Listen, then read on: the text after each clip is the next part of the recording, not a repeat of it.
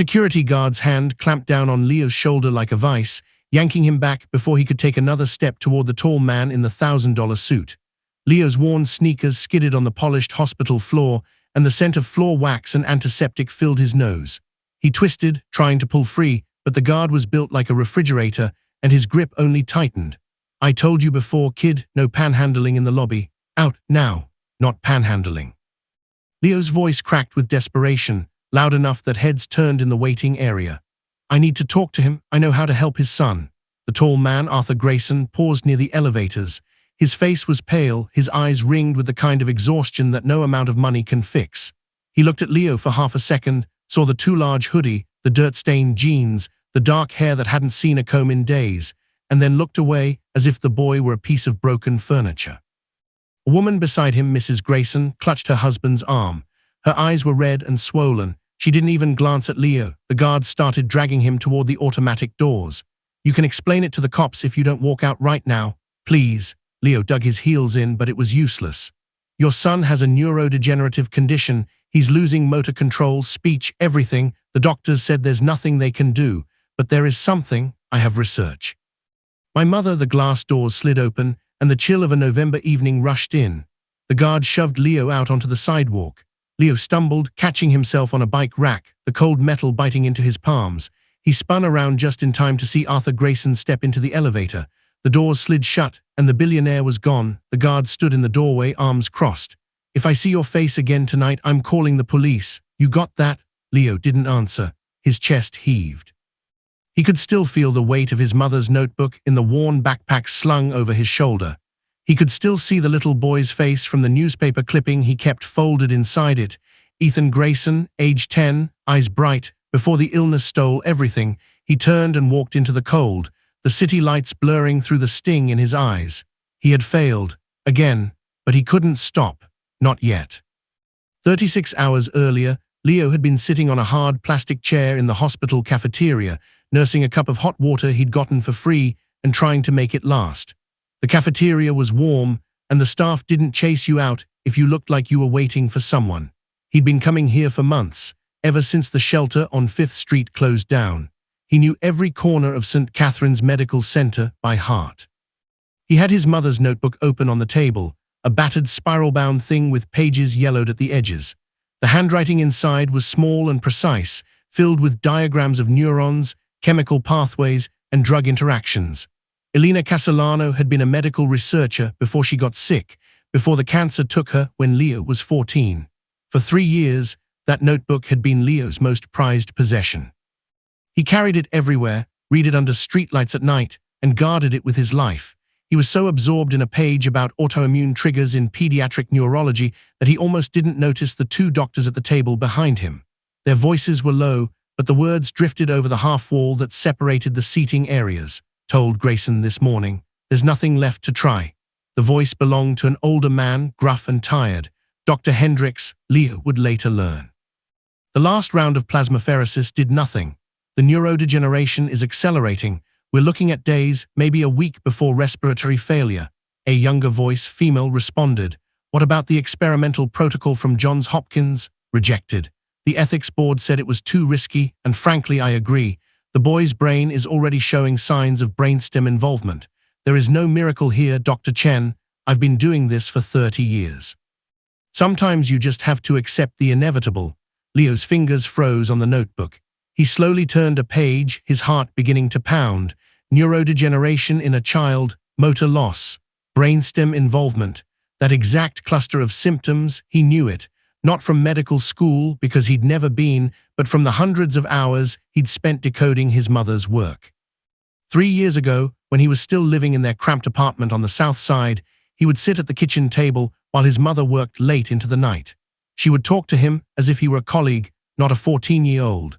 She'd been researching a rare condition she called Cascade Inflammatory Neurodegenerative Syndrome, CINS. It was so rare that most doctors had never heard of it. It mimicked other diseases, which meant it was almost always misdiagnosed. And by the time the real cause was identified, it was too late. But Elena had found something else. She discovered that CINS wasn't just an autoimmune disorder.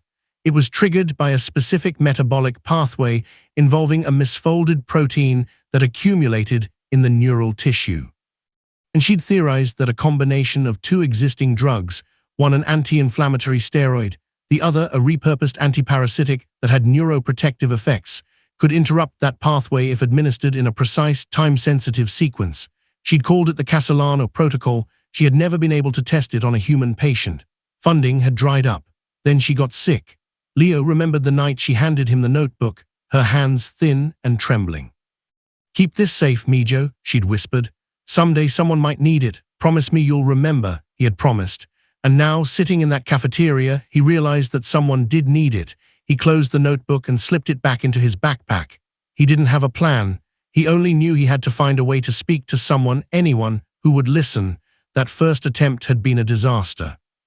He'd waited in the corridor outside the pediatric intensive care unit, watching the doctors come and go. When he spotted the older Dr. Hendricks walking alone toward the elevators, Leo stepped forward. "Dr. Hendricks, sir, can I talk to you for a second?" The doctor stopped, looking down at Leo with a mixture of surprise and irritation. "Who are you? How do you know my name?" "I overheard you in the cafeteria. I think I know what's wrong with the Grayson boy. It might be something called CINS. I have research." Hendricks held up a hand. "Wait, you eavesdropped on a private conversation and now you're giving me a diagnosis? How old are you?" 17, "But that doesn't matter. My mother was a researcher. She studied a condition that matches exactly what you described." "Your mother?" Hendricks's expression hardened. "Is she a physician?"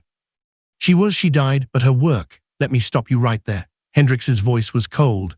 "I don't know what kind of game you're playing, but this is a hospital. Real patients with real lives are at stake. I don't have time for children with fantasies. Go back to wherever you came from." He turned and walked away. Leo stood there, frozen, his mother's words burning in his chest. He wanted to shout, to run after him, but he knew it would only make things worse. So he left. And the next day he came back and tried to approach Arthur Grayson directly. Now, after being thrown out by security, Leo walked the streets of downtown, his hands shoved deep into his pockets. The wind cut through his hoodie like it wasn't even there. He passed storefronts decorated for Christmas, though it was still early November. The world was already celebrating, and somewhere in that bright hospital tower, a 10-year-old boy was dying. He found a spot in the alcove of a closed bookstore out of the wind and sat down with his back against the cold brick. He pulled out the notebook.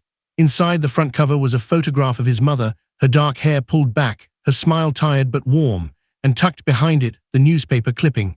"Local billionaire's son battles mystery illness." The photo showed Ethan Grayson at a charity event, grinning, holding a baseball mitt. Leo stared at the boy's face for a long time. Then he closed his eyes and let himself remember. Elena Castellano had come to the United States from Mexico when she was 19, with a scholarship and a dream of becoming a doctor. She put herself through medical school, then turned to research because she believed the biggest breakthroughs happened in the lab, not the clinic. She married Leo's father, an engineer who worked long hours and didn't understand her obsession. When Leo was 12, the man left. No warning. Just a note on the kitchen table. Elena never spoke badly about him, but Leo saw the hurt in her eyes. After that, it was just the two of them. They were poor, but she never let him feel it. She would take him to the library every Saturday, and they'd read together for hours. She taught him biology at the dinner table, using salt shakers and napkins to model cells. She told him that knowledge was the one thing no one could ever take away from you. When she got her diagnosis, stage 4 pancreatic cancer, she didn't cry. She just nodded, as if she'd suspected it all along, and went home to organize her research. She spent her last months making sure her work was complete, writing everything down in that battered notebook. Leo became her caregiver, learning how to manage her medications, how to hold her hand when the pain got bad. She died on a Tuesday morning while the sun was coming up. Leo was 14. The foster system swallowed him after that. A series of group homes, each one worse than the last. He ran away from the third one after an older boy broke his arm. He'd been on the streets ever since, surviving on what he could scavenge, working odd jobs when anyone would hire a kid with no address. Through all of it, he kept the notebook. He kept his promise.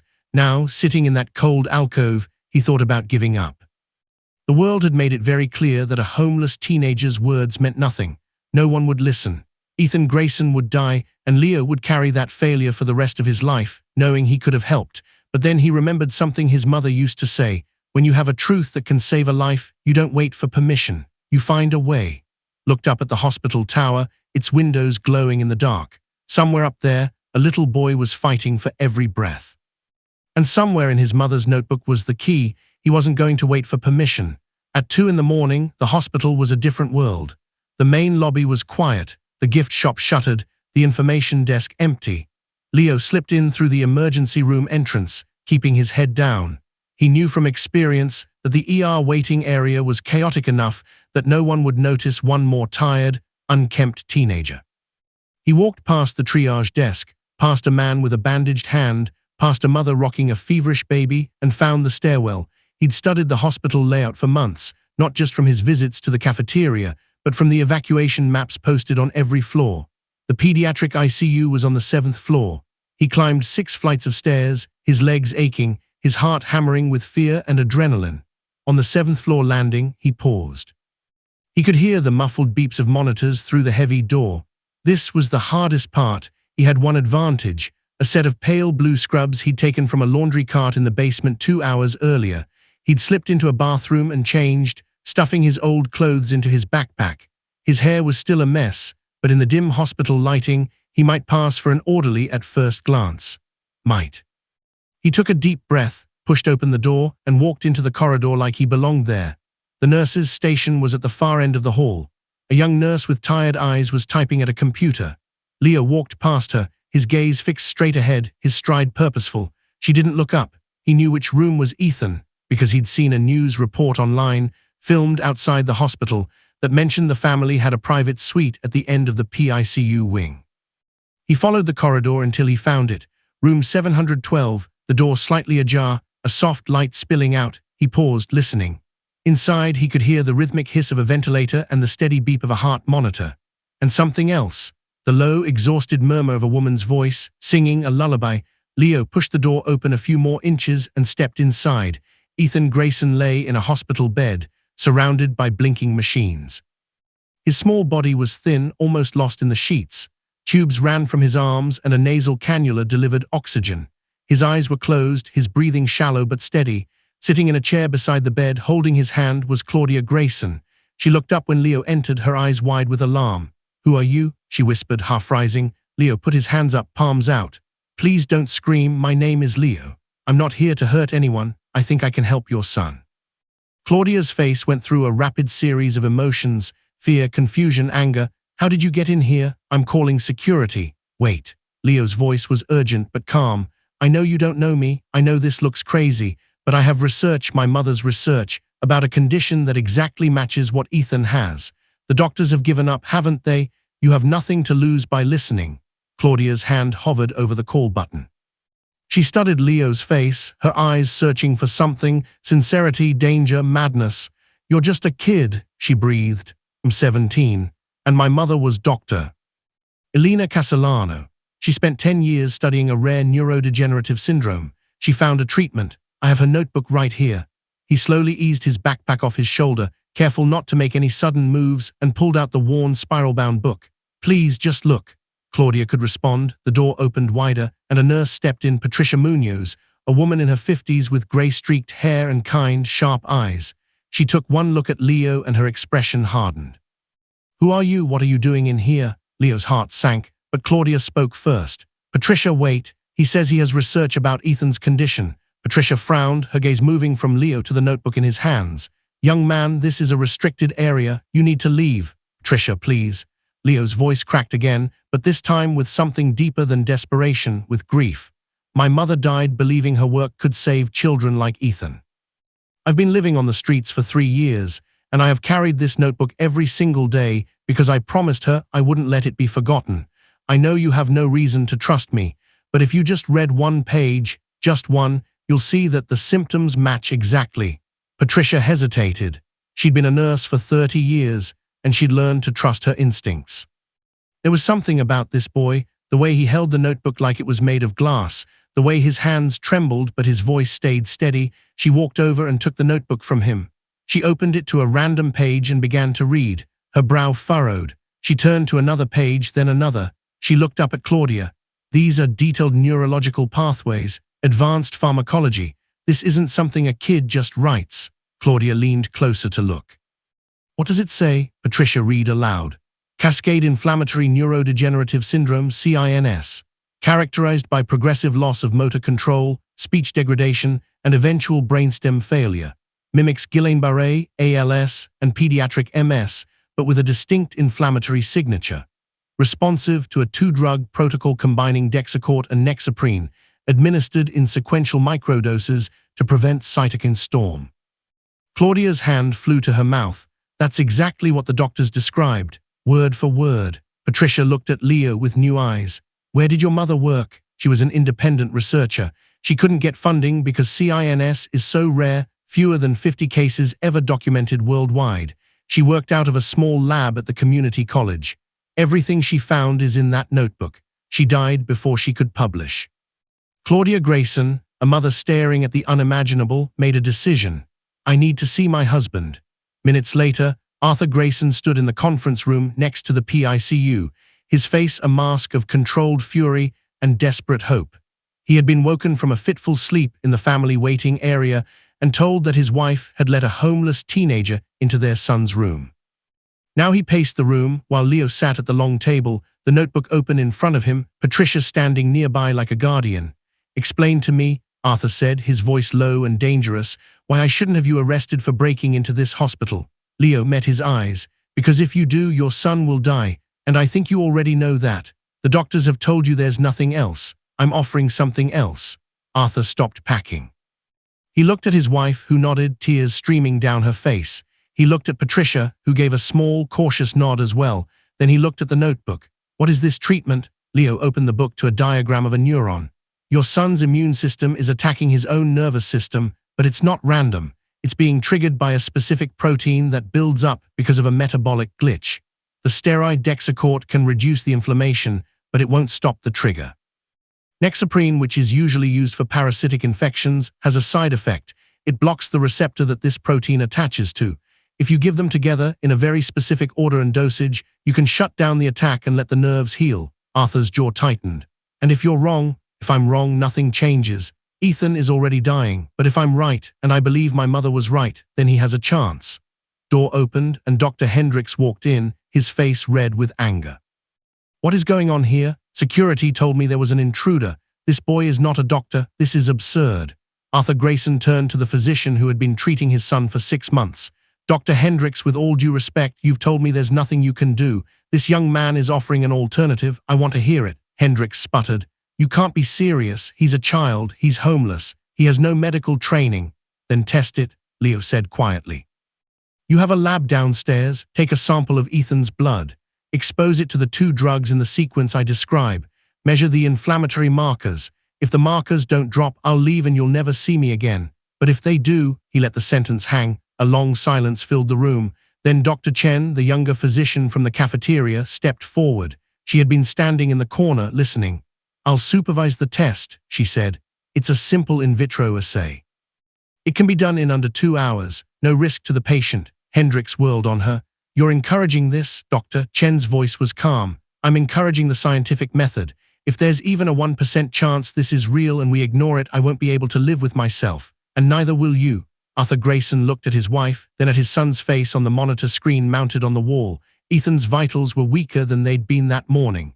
Time was running out. Do it, he said. The lab on the 3rd floor was quiet and sterile. Dr. Chen worked quickly, following Leo's instructions, which he read directly from his mother's notebook. She drew a small vial of Ethan's blood from the sample that had been taken earlier that day. She prepared 2 slides, one as a control, and one treated with the drug combination in the precise microdose sequence Leo described. Leo stood beside her, his hands steady now. This was his mother's world. He could almost feel her standing next to him, guiding him. Patricia watched from the doorway.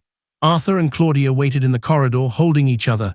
Dr. Hendricks had refused to come, calling the whole thing a circus, but he didn't stop it. 2 hours passed. Dr. Chen peered into the microscope, adjusting the focus. She made notes, checked the digital readout, and ran the test again.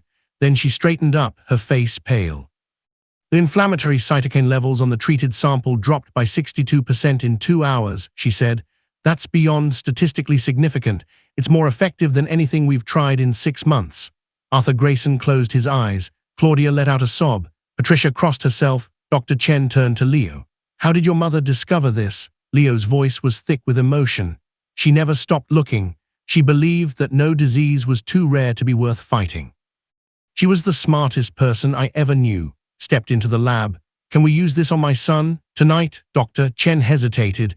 There would need to be an emergency ethics review, compassionate use approval, but given the circumstances, and with your consent, we might be able to administer the first dose within hours. Then make it happen, Arthur said. Whatever it takes. The emergency review happened faster than anyone expected. With a billionaire's resources and a desperate timeline, the hospital's ethics committee convened at 6 in the morning. Dr. Chen presented the lab results. Leo, cleaned up as much as possible and wearing borrowed scrubs, answered every question with a clarity and precision that silenced every skeptic in the room except Dr. Hendricks. This is reckless, Hendricks argued. An untested protocol from an unverified source. The boy is not a doctor. His mother is not here to defend her work. If the child dies under this treatment, the liability, if we do nothing, Ethan Grayson will be dead within 48 hours, Patricia cut in. She had been granted permission to speak as his primary nurse. I've watched that boy fight for every breath. He deserves every possible chance, and I believe this protocol is legitimate. The committee voted 5-2 in favor of compassionate use. Arthur and Claudia signed the waivers. At 7:30 in the morning, with the sun rising over the city, Leo Castellano stood at Ethan Grayson's bedside, an IV line in his hand. His heart was pounding, but his hands were steady. He'd watched his mother administer countless IVs in her lab on animal models. He'd practiced in his mind 1,000 times. Dr. Chen stood beside him, ready to take over if needed, but she let him do it. First dose, Dexacort, 10 milligrams, Leo murmured, pushing the plunger slowly. Followed by a 30-minute window, then Nexaprine, 5 milligrams. The liquid entered the tube. The monitor beeped steadily. Ethan's eyes fluttered but didn't open. The waiting began. The first 12 hours were the hardest. Ethan's vitals dipped and spiked. At one point, his blood pressure plummeted and Hendricks stormed in, demanding they stop the protocol. But Leo held his ground, checking his mother's notes. She predicted this, he said, his finger tracing a line in the notebook. Transient hypotensive episode due to rapid cytokine reduction. It should self-correct within 20 minutes. Give him fluids, but don't stop the sequence. Chen backed him up. Patricia monitored every second. And 20 minutes later, the boy's blood pressure stabilized. By hour 24, something changed. Ethan's brainstem reflexes, which had been fading for weeks, began to show measurable improvement. His pupillary response was faster. His gag reflex, which had been absent, returned weakly. Dr. Chen documented everything, her hands shaking with disbelief. On the second morning, Ethan opened his eyes. He looked around the room, confused. He saw his mother first. Mom, his voice was a rasp, barely audible, but it was a word. A full word. Claudia burst into tears, leaning over him, pressing her forehead to his. I'm here, baby, I'm here. Leo stood in the corner, watching. He didn't need to be in the spotlight. He just needed to see it. The boy was alive. The protocol was working. His mother had been right. Arthur Grayson found him a few hours later, sitting on a bench in the hospital garden, still wearing the borrowed scrubs. The notebook was on his lap, open to the photograph of Alina. The billionaire sat down beside him. For a long moment, neither of them spoke. Then Arthur said, I don't know how to thank you. You don't have to thank me, Leo said. My mother did the work, I just delivered it. You did a lot more than that. You risked everything. You faced humiliation, rejection, arrest. And you didn't give up. Arthur's voice was thick. That's not nothing. Leo traced his finger along the edge of the photograph. She asked me to remember, I just kept my promise. Arthur nodded slowly. What do you want, Leo? Anything, I can give you anything. Leo thought about it. He'd spent 3 years wanting only survival, food, warmth, safety. But now, sitting in this garden with the sun on his face, he realized he wanted something more. I want to go to medical school, he said quietly. I want to finish what she started. I want to be the kind of doctor who doesn't give up when everyone else does. Arthur Grayson smiled for the first time in months. I think that can be arranged. The weeks that followed, Ethan Grayson made a recovery that stunned the medical world. Within a month, he was walking. Within 2 months, he was talking in full sentences, laughing, playing catch with a soft foam ball in the hospital courtyard. Dr. Chen published a case study based on Alina Castellano's research, with Leo's permission, and the Castellano protocol began to draw attention from neurologists around the country. Leo was given a room in the Grayson family's guest house, a quiet place where he could study for his GED. He had a bed with real sheets. He had 3 meals a day. He had a family who treated him not as a charity case, but as a hero and a friend. Claudia insisted he call her Aunt Claudia. Ethan followed him around like a younger brother, asking endless questions about science and superheroes. And on the day Leo received his acceptance letter from a pre-med program with a full scholarship funded by the Grayson Foundation, he went back to the hospital garden. He sat on the same bench, opened his mother's notebook, and read the last page she had written. Science is not about knowing all the answers. It is about asking the right questions and refusing to stop until you find them. It is about hope made tangible. If you are reading this, Mijo, know that I love you and that you were always my greatest discovery. Leo closed the notebook and looked up at the sky. The city noise faded into a distant hum. He didn't cry. He smiled, and somewhere he knew his mother was smiling too. True worth is never determined by where you come from or what you have. It is measured by what you carry in your heart, knowledge, compassion, and the courage to keep going when the world tells you no. Never underestimate someone because of their appearance. Sometimes the person who can save the day is the one everyone else overlooked. And a promise kept can change the world. If this story moved you, share it with someone who needs to be reminded that hope can come from the most unexpected places. Subscribe for more stories of courage, character, and the quiet heroes who walk among us every day. And always remember, your value isn't defined by your circumstances. It's defined by what you choose to do with them.